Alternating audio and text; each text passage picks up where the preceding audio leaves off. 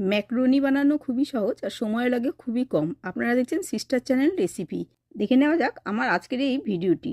সবার প্রথমে ওভেনটা অন করে একটা বাটির মধ্যে একটু জল দিয়ে ম্যাকরোনি আর সামান্য একটু লবণ দিয়ে একটু সেদ্ধ করতে দেবো। এদিকে পেঁয়াজ, কাঁচা লঙ্কা, টমেটো, রসুন এগুলো সব ছোট ছোট টুকরো করে নিয়েছি। ম্যাকরোনিটা সেদ্ধ হয়ে গেলে একটা ঝাঁঝরির মধ্যে ঢেলে জলটা ঝরিয়ে নেব। একটু ঠান্ডা জল দিয়ে দিলাম। আর এই তেলটা গরম হয়ে গেলে ফোড়নে সাদা জিরে, পেঁয়াজ, কাঁচা লঙ্কা, রসুন দিয়ে একটু ফ্রাই করে নিলাম। দিয়ে দিলাম সামান্য একটু কর্ন আর মটরশুঁটি বাটার।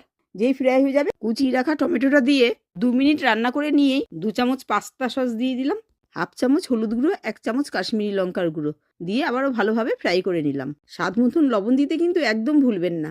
2 থেকে 3 মিনিট ভালোভাবে নেড়ে নিয়ে এর মধ্যে ম্যাকরোনিটা দিয়ে দিলাম। দিয়ে ভালোভাবে ফ্রাই করে নিয়ে ধনেপাতা আর একটু চিজ উপর দিয়ে ছড়িয়ে দিলেই পরিবেশনের জন্য আমার ম্যাকরোনি একদম রেডি। ভিডিওটা ভালো লাগলে লাইক, শেয়ার, কমেন্ট আর সাবস্ক্রাইব করার জন্য অনুরোধ রইল। বেল আইকনটা ক্লিক করে দেবেন, যখনই আমি নতুন কোনো ভিডিও পাঠাবো সবার আগে আপনাদের কাছে পৌঁছে যাবে। ধন্যবাদ।